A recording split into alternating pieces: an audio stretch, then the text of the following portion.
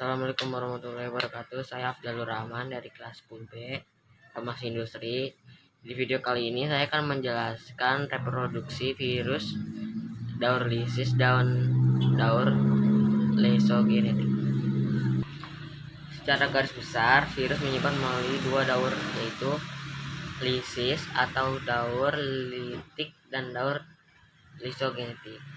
Virus adalah agen infeksi berukuran kecil yang berproduksi di dalam sel inang yang hidup ketika terinfeksi.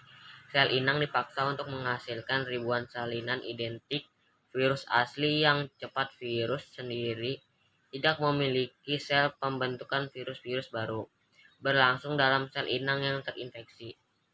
Tahap fermentasi pada tahap ini DNA atau RNA virus masuk ke dalam sel inang melalui penambatan lempeng, ujung kontraksi dan penusukan pasak. Titik bagian tumbuh virus yang masuk ke dalam sel inang hanyalah asam nukleat, sedangkan bagian kapsid tetap berada di dalam dinding sel dan akan terlepas dengan sendirinya setelah tidak berguna lagi.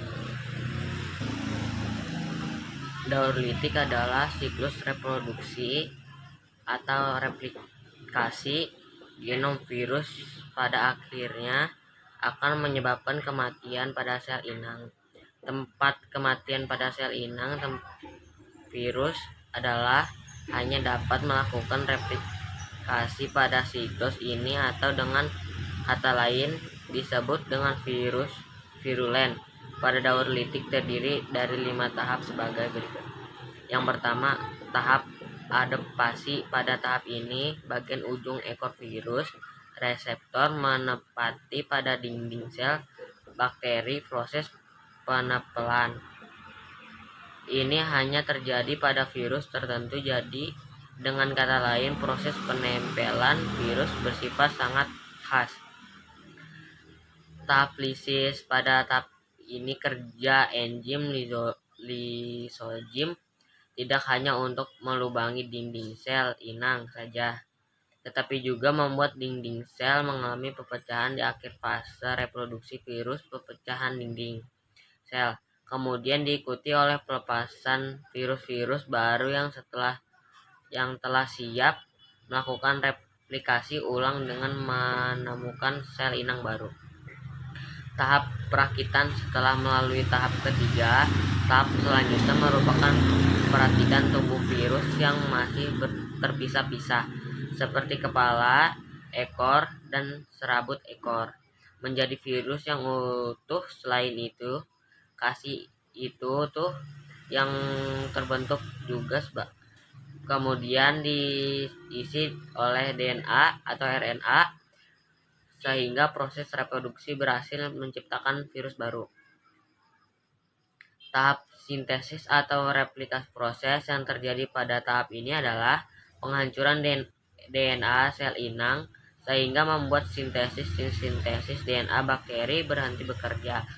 Setelah proses ini berhasil, DNA bakteri kemudian digantikan dengan DNA atau RNA virus, sehingga virus mampu mengendalikan secara utuh kehidupan dari sel bakteri.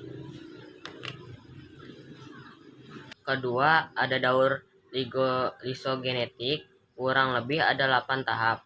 Tahap adaptasi. Pada tahap ini sama dengan yang terjadi pada daur litik. Virus akan menempel pada sel inang dan melubangi dengan enzim lisozim. Tahap injeksi. Tahap injeksi juga sama yang terjadi pada daur litik, di mana virus mulai memasukkan asam nukleat ke dalam sel inang dan melepaskan kapsid yang sudah tidak digunakan lagi. Tahap penggabungan. Pada tahap penggabungan, virus akan memutuskan ikatan asam nukleat yang dimiliki sel inang dan masuk ke dalamnya untuk menghubungkan rantai itu lagi. Jadi pada tahapan ini virus tidak mengambil alih asam nukleat sehingga inang, melainkan membaur untuk membentuk satu kesatuan yang disebut polage. Tahap pemisahan pada saat kondisi lingkungan buruk, profage yang semula tenang dan tidak merusak akan menjadi aktif. Hal ini biasanya dipengaruhi oleh keadaan lingkungan sekitar seperti radiasi ultraviolet. Misalnya, profage yang aktif akan mulai memisahkan diri dari DNA sel inangnya, kemudian mulai mengambil alih peranan DNA dalam hal sintetis protein. Tahap sintetis sama seperti daur litik pada daur lisogenetik DNA dan RNA dari sel inang, kemudian digunakan untuk mengendalikan asam nukleat untuk sebanyak mungkin. Selain itu, virus akan menggunakan protein yang terdapat pada sel inang untuk kemudian digunakan untuk menggunakan kapsid. Tahap pembelahan pada asam nukleat virus adalah tempat bergabung dengan DNA sel inang menjadi profage. Profage hanya akan bereplikasi ketika asam nukleat sel inang bersintesis dan melakukan pembelahan. Profage ikut membelahan ketika DNA bereplika, sehingga jumlah profage akan sama dengan jumlah DNA hasil replikasi sel inang. Tahap perakitan sama seperti daur litik pada daur lisogenetik. Virus akan mulai merakit tubuh mereka. Selain itu, virus juga akan mulai masuk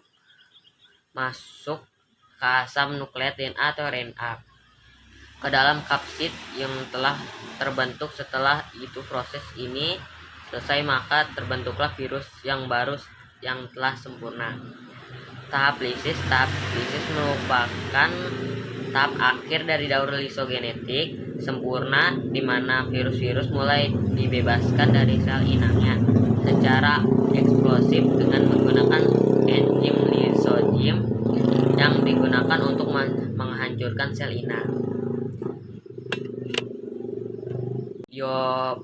Penjelasan dari saya tentang virus. Wassalamualaikum warahmatullahi wabarakatuh.